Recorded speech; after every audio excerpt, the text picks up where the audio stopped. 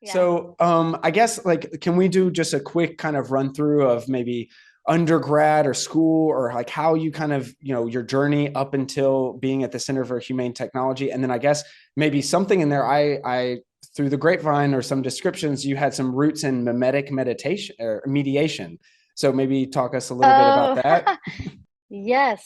Okay, let's see how to connect all the threads. Well, education wise or up until now. So I studied the same thing you're studying Yep. now, which is science, technology, and society, which is just a really wordy way of saying philosophy of science, philosophy of technology.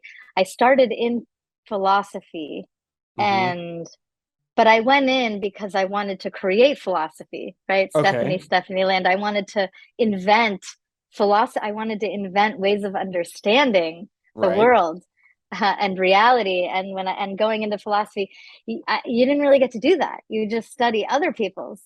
And Hmm. not that I mean, and I respect and I want to study other people's, but I also wanted to invent my own.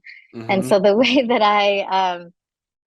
yeah, the place to go to invent your own is a newer field of philosophy, and philosophy of technology is a little newer, and there's more to do. There's a lot to do, let's say, right now in that field. Hmm. And so that's how I ended up in that field. I'm trying to connect, what can I say? I mean, still some of my favorite frames or ways of thinking come from, I don't know if you've encountered Langdon Winter. Maybe I'll Of just like course. drop a little.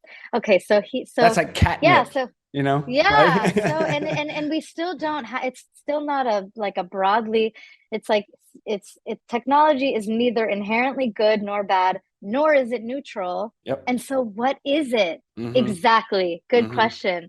We still often do a lot of in terms of technology, there's still a lot of technological determinism.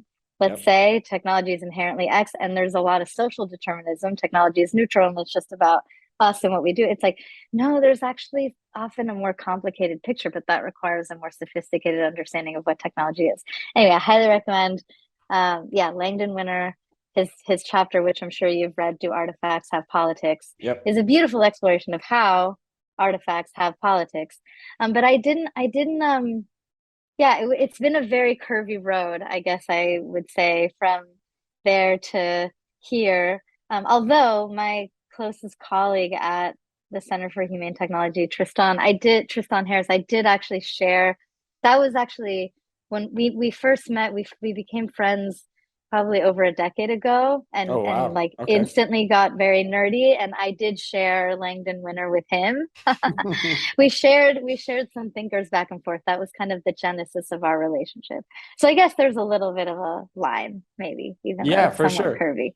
Well, any Um, other, do you want to riff on any of the other things of maybe some like reflexivity or interdisciplinarity and those kind of like those are very catch-all STS terms and what you're describing, do artifacts have politics? I mean, that's one of the foundational kind of texts of any kind of science and technology studies that at least maybe it's not STS at first, but at the same time, like it's very, very much used as a framing, like you said. yeah. Uh, um,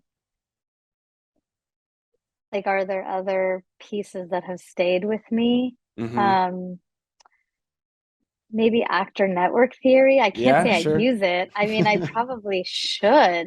Um, I would love to kind of re-up because then again, I'm going to date myself. It's been 20 years since I studied this material. Oh, I got syllabuses So, for days for you, so don't worry about maybe I'll have you it. assign me a couple things because I'm sure the field has really evolved Yeah, for since my sure. time, and I can't say I've kept up with it. So, yeah, maybe I'll have you assign me a couple things, of your favorite things from your Perfect. syllabus. Perfect. Yeah. Perfect.